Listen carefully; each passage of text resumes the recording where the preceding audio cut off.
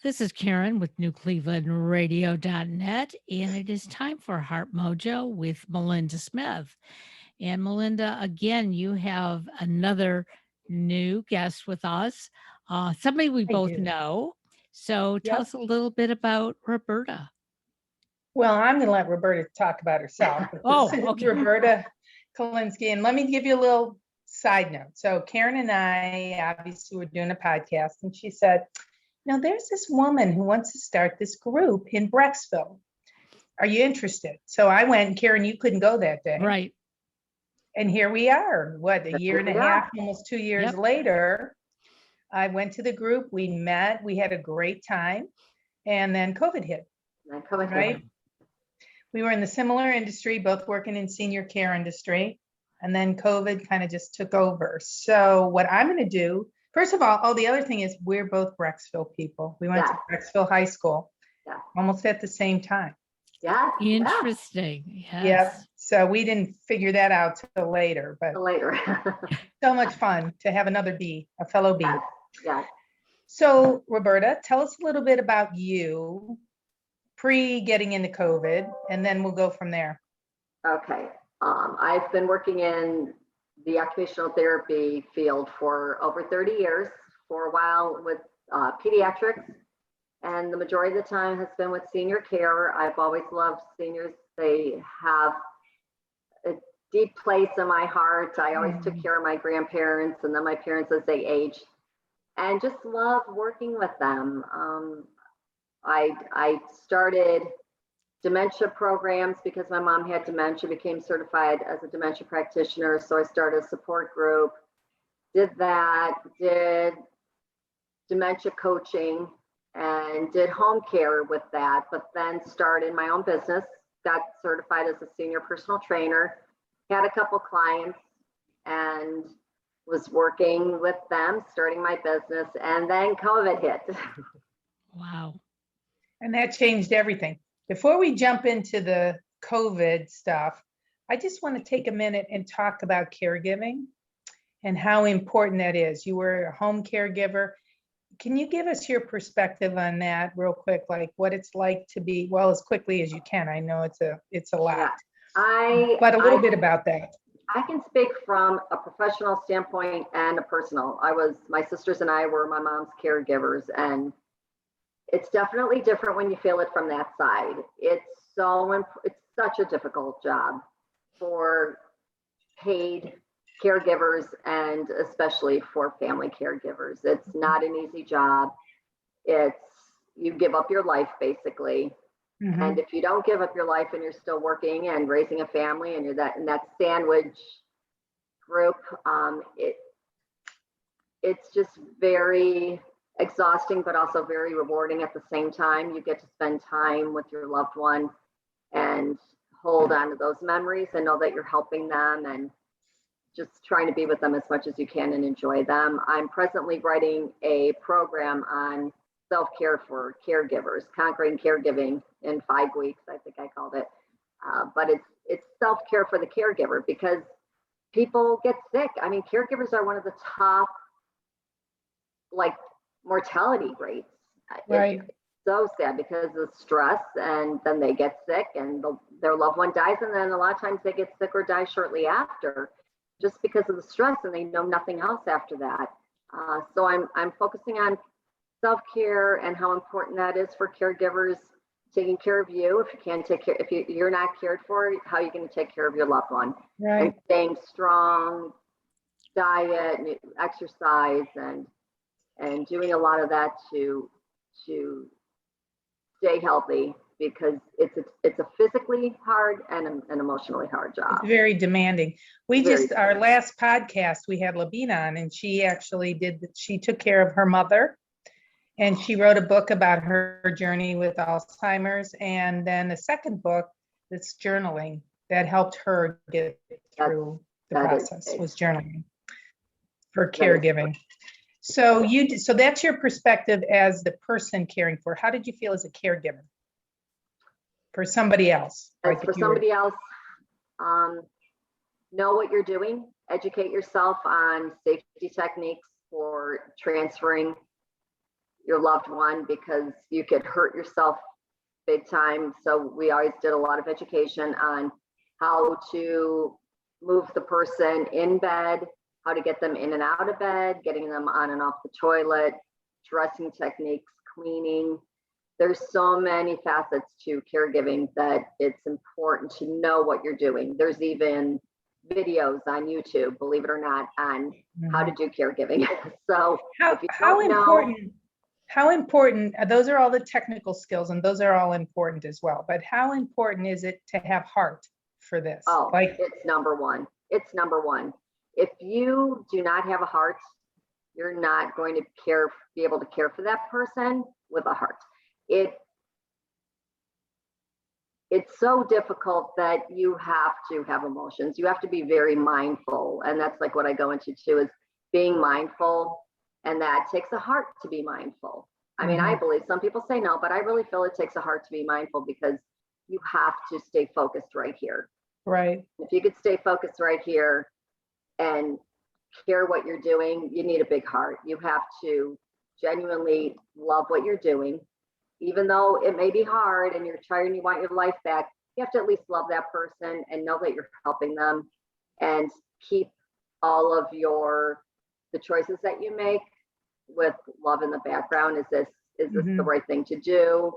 If I care about this person and love them, is this the right decision? Is it better I'm really tired, but they're laying in a soiled brief, if I love them, but I'm going to let them lay in there for 3 hours, instead of I'm tired, I'm exhausted, I need to get up and take care of them. Right, right.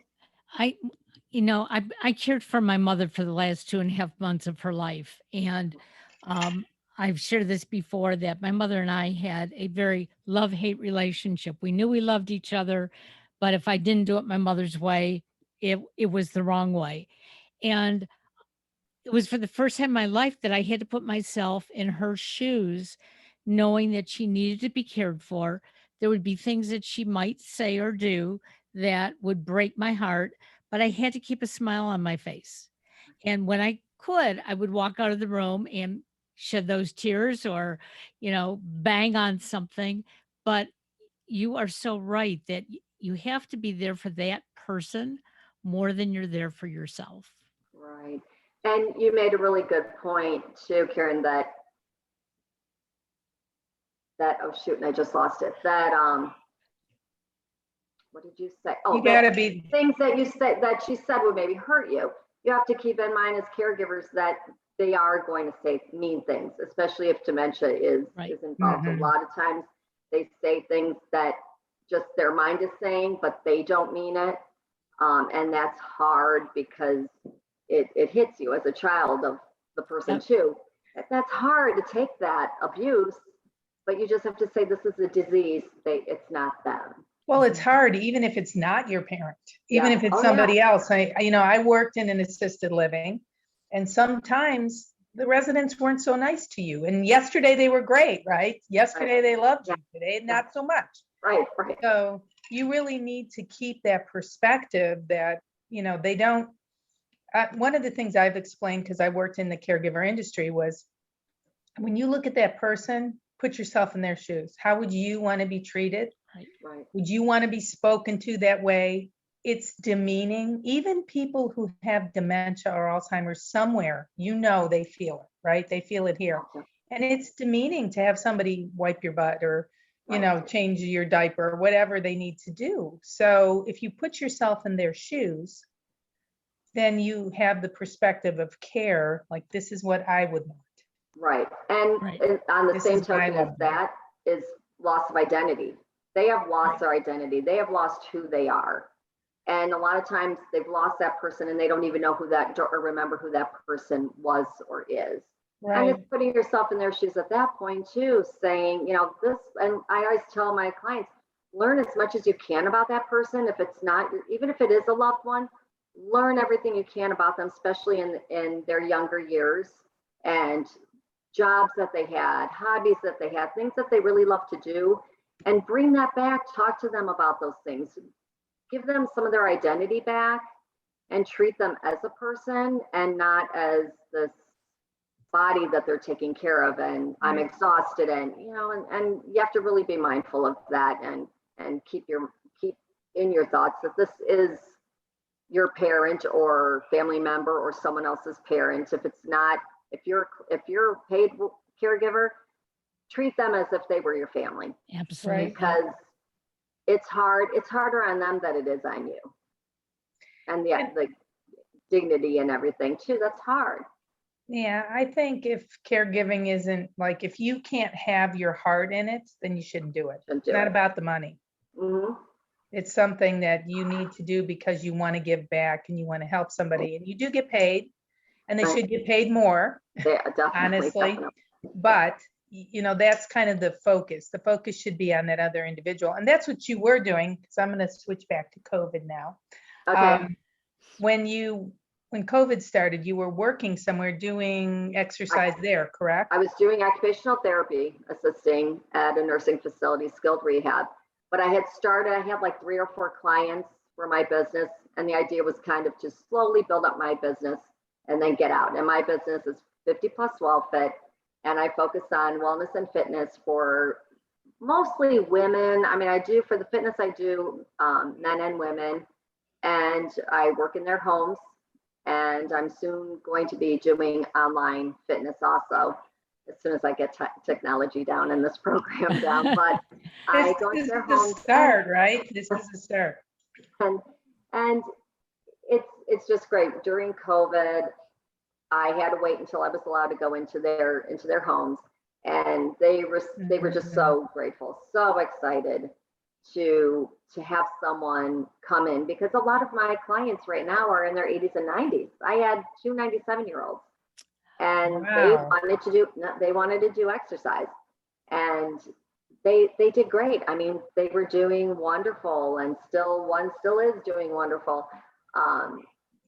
It's just a joy to see them to be able to give back and to do the exercises and do from head to toe, and making them safe in their home, and just seeing them get stronger, and you're decreasing falls, making them safer so they could stay in their home longer. And that's really my goal with the elderly, the old ones, that I'm making them stronger, making them safe in their homes. I do a quick home assessment to make sure everything's safe so they don't trip on anything, any row rugs or anything, and do a lot of strengthening, balance, cardio, flexibility, so that they can be more flexible and safe in their home. How many times a week do you go in? It depends. I have some people are 1 time a week that just want pretty much a maintenance. And I have people that are 3 times a week. And then I do walking with them, whoever wants to walk. I had a walking group before COVID, and we would go walking 3 to 5 times a week. And this summer also it was too hot. A lot of people didn't want to do it. So we kind of skipped that this year, and if they want to do it, they make it part of their program. Right. But so are you going to start your 50 plus walking group back up? Just in their sessions. I don't have it as the group now. So it's just if they want to do walking in as part of their session, we do that. But otherwise, it's an overall head to toe exercise. And even for my 9-year-olds, I make it a little tough. They know me. A lot of them know me as a therapist, so they know I'm going to push them. And so they're okay with it, though. I know when to stop. With my background, I know what to watch, and I keep track of their vitals, and I watch to make sure that they're safe.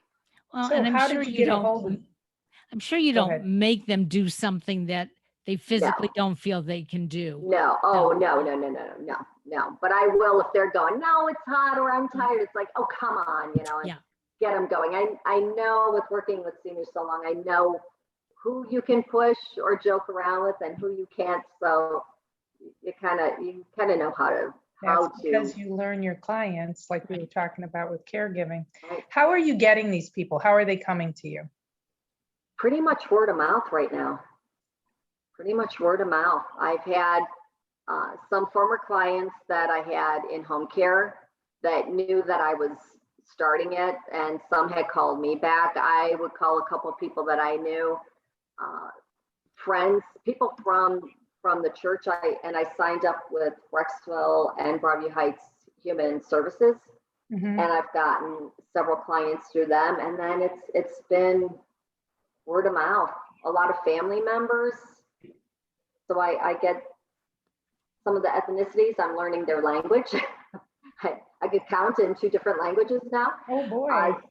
So it's been good so far. And now we'll be adding in the online, which will help because I'm pretty much stuck now.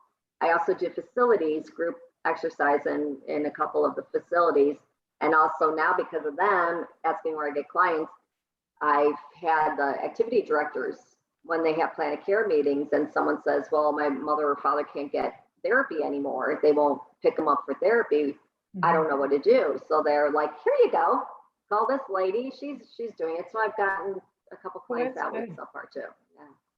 So you've been out to like the senior centers? To assisted living.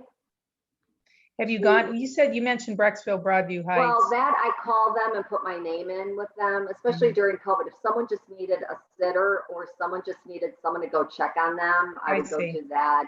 And then I had told them too, if someone is looking for, if they need exercise, strengthening, and they're concerned, they don't want, a lot of the family members didn't want to put their mother or father in facilities because of COVID, and they knew that they wouldn't be able to see them. Right. So that's where they would call me then, can you please go there and do some strengthening, getting them so they could at least get up and down from the chair, get to the bathroom and be able to get around safely. We don't think about how, well, a lot of people don't think about it. I do because I've been in the industry, but how it's affected seniors to be stuck in their home, not moving, not getting out, both mentally and physically. It's important for their health. It's important for everybody's health, but in particular, the older you are, the faster you do that decline. Right. And Melinda, not even in their homes. I mean, in the facilities too. Right. Oh, yeah. And a lot of the facilities have been short-staffed that these people, they can only get to them so often and they're alone. People that have private rooms are alone. And it's been really, really hard on them, and it increases dementia and cognitive disorders, illness, just broken heart syndrome. Right. It's been horrible. Even some of the families of my clients that they would drop everything off in the garage and leave. They didn't even want their mother or father to look at them. And it's like, at least let them see you. Right. Talk to them, let them see you. Don't just like throw it there and leave because they were so afraid.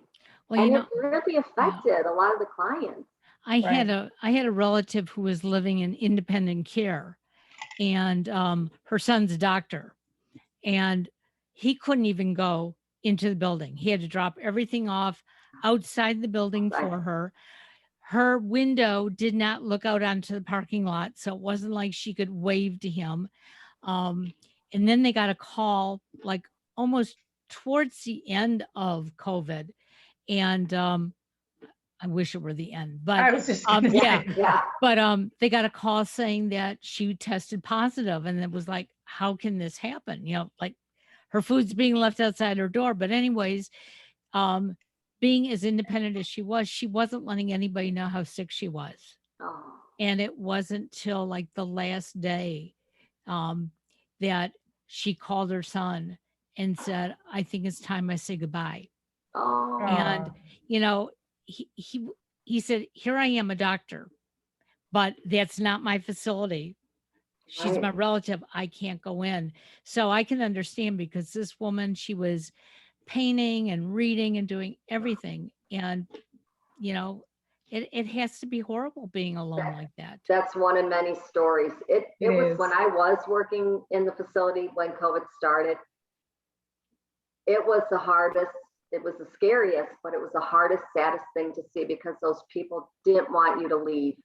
Just sit but you have restraints as a therapist too. You have so many people you have to see, and it broke my heart. And sometimes we would just wait and stay later and just go visit with people, because and the families that knew that their loved one was ill, very ill, and they couldn't come in, sometimes. Eventually they let them in, but not till the end. Right. for the most part. And when I was working in the facility in the middle of the beginning of COVID, we couldn't even, like, I would take the iPad so the families could talk. But once they were sick, nobody went in with that. Yeah. They couldn't even see their family then. It really wasn't until hospice or if they ended up at the hospital. So sad. Well, so not to jump again, but I know we have a time constraint. So we're going to one end of the spectrum of your clients, 90 some years old. Do you have 50-year-old people? Not yet. That is why I'm going to be working on the online program to get some younger people into the program. My youngest two are 67, but they're a young 67. So I get to do a lot of more fun, tougher things and put them more through the ringer. But it's still working on a lot of balance. 67 years old, yeah, they might be really with it and they're jumping around and really good, but balance is still an issue. I'm 57 and my balance is, becoming to be an issue every once in a while. It's something you just have to always work on. So I'm really looking forward to that. And I'm also getting certified in nutrition so I can better help with the nutrition aspect of it, because I know some, but I want to know more to better guide them with their dietary needs, and so that'll be fun. Yeah. So you've started a Facebook page, right? That's for this group. So tell me a little bit about that. I noticed you've been doing some videos. You're building up to podcast, I'm telling you. I have a Facebook group called 50 Plus Well Fit, and I also have, it's a private group that if you want to join, you can request to join to Women's 50 Plus Meetup. And that's where I'm doing a little bit more on. It started with research that I was doing for my program, a life freedom program for women 50 and over, that I'm trying to help them. You're getting your 50s, your kids are grown, they leave, and you're not having to take care of everyone anymore necessarily. And you are like, who am I now? Who am I? I don't know who I am. I went through it. I don't know what I want. I don't know who I am. And so it kind of it's going to guide women through finding themselves, releasing blocks from childhood that I never really believed in, that I so believe in now. It's amazing. And working through that and being able to work towards their dream life.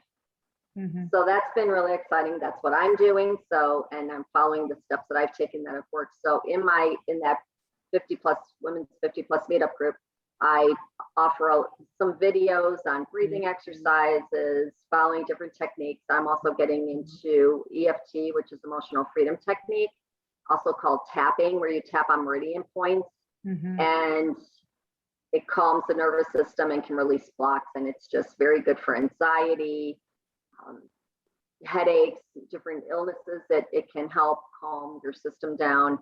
Just even for doing podcasts, and I did it before. So describe it a little bit more. I know you've described it to me, but just a little bit more so the audience can understand what you mean by tapping. Okay, tapping is you go on, like when you have a headache, a lot of times, you're going like this. You're going on your meridian points. So you go into different meridian points. It looks ridiculous, but you kind of go through all of these. And you start with the negatives. Like, even though I have all this anxiety, I deeply and completely accept myself. And you go through that 3 times. And then you go through these points. There's different ways you could do it. Just saying this anxiety, and go through maybe 3 times on every point. And then do some breathing. And a lot of times you just feel calm. You feel lighter.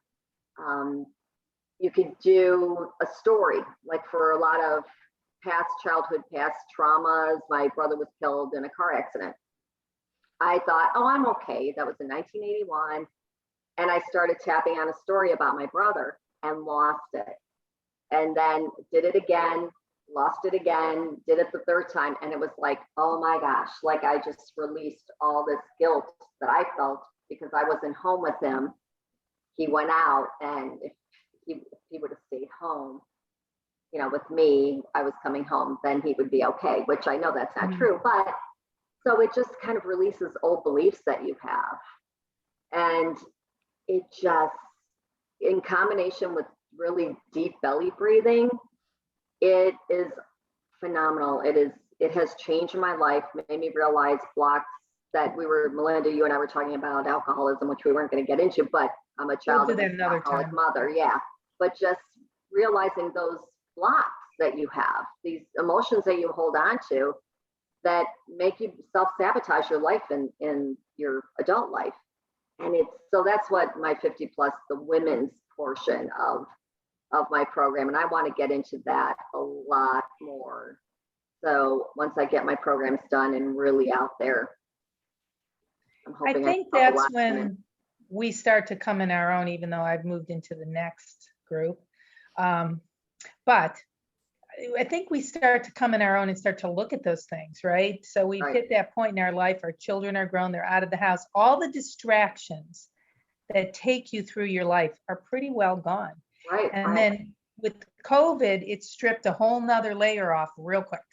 So I think we're all sitting here with, well, what do I want to be when I grow up now? Maybe, you know, I want to change what I'm doing, or things come back to you as you childhood traumas or whatever. So I think what you're putting out there is super valuable. And I think that it's really needed for that particular group. I think so too. And with COVID, you feel like you lost a year of your life. Now we're moving on longer than a year. I mean, you feel like you lost so much time. But it's also, you have to look at it, you might have lost time, but now it's time to focus on you. If you have the time, you can focus on you and be ready for when the world opens. And sadly, we all believe we don't have time. But one of the things that I have learned in the past couple of years, one of our podcasts is with a personal coach. And I realize I do have time, because the things that we're talking about, we can do many of them while we're doing other things as we're still living and working. She got me to start tapping, and we did a private Zoom on it, and I just felt ridiculous, and I was laughing and giggling, and she said, well, that's a good thing. And then the next time I did it, just like you, I just fell apart. I was crying. I thought, how can I do it and feel, like this? But now I'm realizing that if I start to feel tense or aggravated about something, if I just remind myself, I'm okay. Okay. I don't have control over that other thing. So I'm okay. And I think once we talk about things like this, people start to say, I'm not the only one. Right. And I think when you talk about it too, and I don't mean complaining, I mean talking, there's a difference. I've certainly done a lot of complaining in the last couple of years myself, but I understand what the difference is. I've been working on that for myself, right? But I think once you get through, if you have a process that helps you get through that, you can forgive whatever was going on, and then you let it go. And that takes a tremendous amount of pressure off. Right? Can I give a little short something to leave with? Not if we're I don't know if we're leaving yet, but just the tapping thing. Yeah. Just to give this to someone. There's your thymus gland is right here, underneath your collarbone. Feel a little bump here. Yep. Just soft tissue. Okay. You gently, not banging on it because that could damage the thymus gland. Just want to gently tap on it. And if you do that, it takes longer with the thymus gland. So if you tap 2 to 3 minutes, if you're stressed or just upset about something, just need to calm down. That's the cat. I figured. That's a 28-year-old cat yelling at me because he wants treats now. I'll give him treats. So just tapping for a couple minutes, 2 to 3 minutes on your thymus gland, very gently, breathing, taking a deep breath, and just letting your shoulders drop. It's so important to have your shoulders relaxed so that you can breathe appropriately and the energy can move in your system. And just do that, and you will feel so much better. It's a nice relax. I do this when my daughter stresses me out. I talk to her and say, okay, sure, okay. It works. Say okay while you're doing it. So we will close in a couple minutes because we know you have to go, but let's talk about the challenges that you faced from right before with your prior job, and I don't mean necessarily anything negative with the job, but the challenges that you saw, because that's really what Heart Mojo is about. Like, how did you deal with the challenges? And you've had a lot of positive things that have come through your challenges. So if you can kind of take that transition through, that would be great. A lot of challenges as I've gotten older, watching people go through what loved ones have gone through and using that, like just when my dad passed away first and then seeing gentlemen that reminded me of my dad and seeing that, taking that and learning something from it. And I use that to help clients with and help myself grow, taking a positive from that. What did you learn from that person? I have met so many wonderful people that I try to take something positive from that and carry it on in their like legacy. Mhm. It's a very, like we were saying, a physical job. So a big challenge, a physical challenge was just on my body. My body was just, my doctor was like, you have to get out of this. So that was one of the reasons why I got out of therapy and went into personal training. But I actually had a resident that I had as a client for home care who said, okay, I'm going to look for something that you could do so you could stay coming here. And she got me to do it. I'm trying to think of other challenges of what I told you, Melinda, and I can't Well, remember. that's okay. I mean, you transitioned through COVID. I mean, we were meeting as a group, and then we couldn't meet as a group, and then we tried a Right. Zoom, and that didn't really work either. And a challenge because I'm not good at technology. I Hey, had you're to learn here. technology and I'm still horrible. I'm calling you going, Melinda, what am I doing? COVID is a challenge in itself. I mean, trying to realize that you want to help people, you can't go to help people. But then when you were able to, I gowned and gloved just like they did, cleaning everything, cleaning their homes for them so that they felt a little bit safer. And it just a lot of education and trying to help people through COVID in itself. And It I'm not sounds getting like you focused on the other person. That's what got you through that whole COVID challenge, right? Yes. It wasn't just about you. I mean, I'm sure you wanted to protect yourself as well. Yes. But it sounds like your way of getting through the challenge of it was, okay, I need to focus, as all of our healthcare workers have done, Yes. focus on the other individual, and that helps pull you through. Because I was terrified. I went through a lot of COVID challenges myself. I was terrified to be out there. My daughter had a child and I couldn't see him, my first grandchild and a grandson. I couldn't see him because I was working in skilled care and actually said, I'm gone. I want to see my grandson, and took the leap and said, you know what? Now's the time. I mean, what's the worst that could happen? I'll make it work. I'll just make it work. And my brother always used to tell my parents, don't worry about Pee-wee. He always called me Pee-wee because I was smaller then. And they said, we don't worry about you because we know you will always land on your feet. So I said, I'm going to land on my feet. It's going to be okay. So I just took the jump and went for COVID because I knew at some point I was going to be out there again helping people and use that time to try to get my programs together. But it was scary. It was very scary going into their homes and knowing at times other family members were coming in, they're not wearing masks, didn't have vaccinations at that time. Right. And it was very scary. And now Delta's there and you have other fears because people aren't wearing masks and they're not wearing them in front of their parents.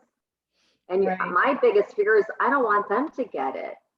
These are elderly people, the majority of them. And that's like the biggest challenge to me is that's beyond my boundaries. I can only go so far. And it's hard to say, please take care of your parents.